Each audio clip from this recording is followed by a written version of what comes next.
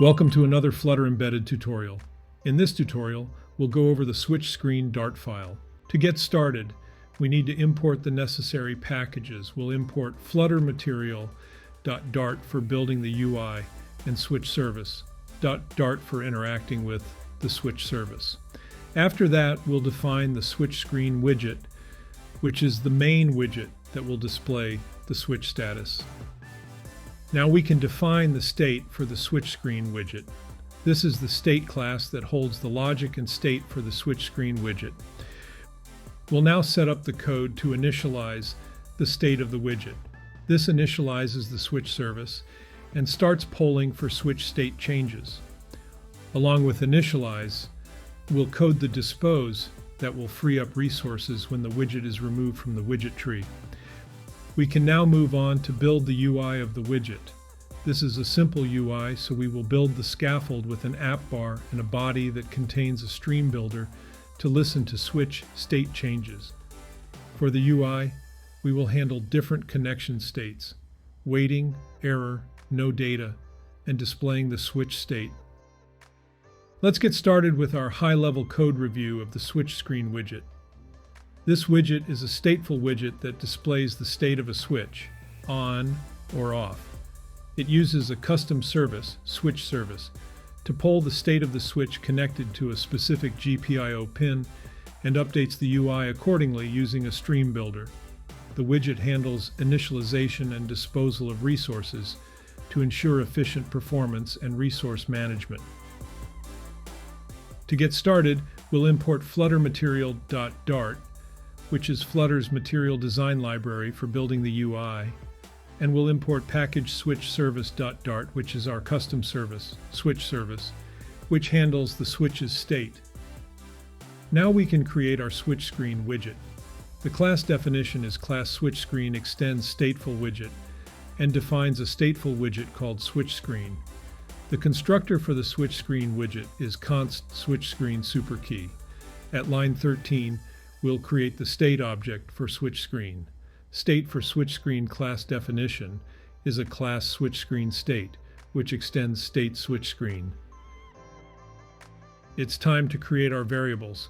First, we create late switch service, which is an instance of switch service to manage the switch state, and then create late stream bool, switch state stream, which is a stream that provides updates on the switch's state.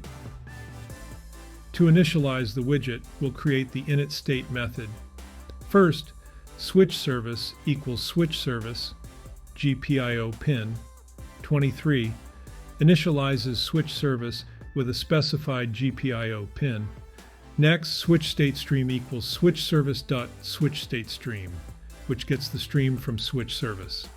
Finally, SwitchService.StartPolling starts polling the switch's state. The Dispose method is called to clean up resources when this widget is removed from the widget tree. In addition, SwitchService.Dispose disposes of the SwitchService instance. Calling superDispose in the Dispose method ensures that all the necessary cleanup operations defined in the base class are executed. Next, onto the build method, the line of code. At override, widget build context builds the widget tree. Now we can create a scaffold widget that provides a structure for the UI. We'll add an app bar with the title Switch Status. The line of code, body center, centers the child widget. The child widget is the stream builder that takes a boolean.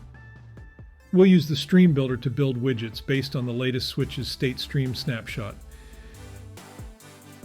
If the snapshot dot connection state equates to the connection state dot waiting, then we'll show a loading indicator while waiting for the stream to provide data.